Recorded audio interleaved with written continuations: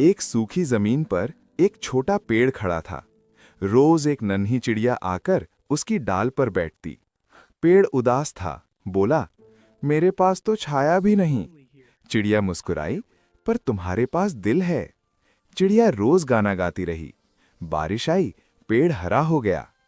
एक दिन वही पेड़ चिड़िया का घर बन गया। सीख, छोटा साथ भी बड़ा बदलाव ला सकता है। चैनल को सब्सक्राइब करो पहले। हाँ जल्दी करो, मुझे पता है कि आप लोग नहीं करते, वीडियो देखते हो लेकिन सब्सक्राइब नहीं करते। ये लाल कलर का बटन नहीं से दबाओ, जल्दी दबाओ, जल्दी दबाओ, फिर मैं शुरू करूँ। दबा दो जल्दी, दबा दिया, घंटी भी दबा देना।